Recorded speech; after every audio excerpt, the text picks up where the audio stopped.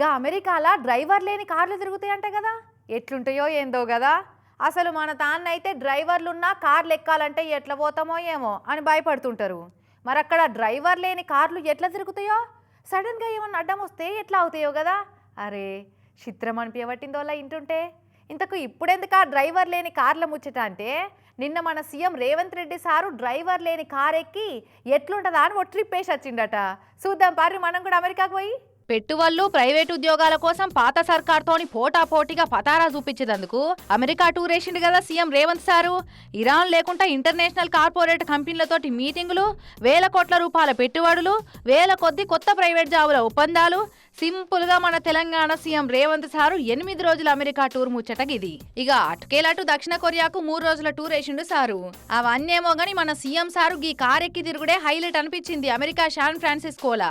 కార్లు కొత్త కాదు, కార్లలో తిరుగుడు కొత్త కాదు, కానీ డ్రైవర్ లేని కారెక్కి తిరుగుడే కొత్త. అంటే మంత్రి శ్రీధర్ బాబు సార్తో కలిసి ఓ ట్రిప్ వేద్దామని గూగుల్ కంపెనీ వాళ్ళ వెమో కారెక్కిండు.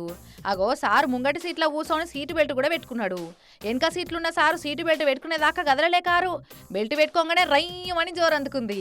చక్కగా చెప్పిన కాడికే పోతుందా ఇంకెటన్నా పోతుందా? సిగ్నల్ల కాడ ఎట్లా అవుతుంది? ముంగటేమన్నా అడ్డం వస్తే ఆగుతుందా, అట్నే పోతుందా అని ఇట్లా మొత్తం పరిచబట్టి చూసిండు.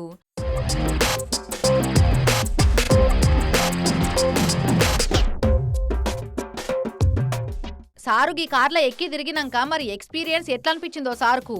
చూడబోతే దబ్బున్నే మన హైదరాబాద్ సిటీలో హైటెక్ సిటీకి వెళ్ళి ఈ కారును తిప్పే ఆలోచన చేస్తూనే ఉన్నాడు కావచ్చు. ఎట్లనైనా పట్నం రూపురేఖలను మార్చే పని ముంగట పెట్టుకున్నాడు కాబట్టి పనిలే పని డ్రైవర్ లేని కార్లను కూడా పట్టుకొస్తాడు కావచ్చు.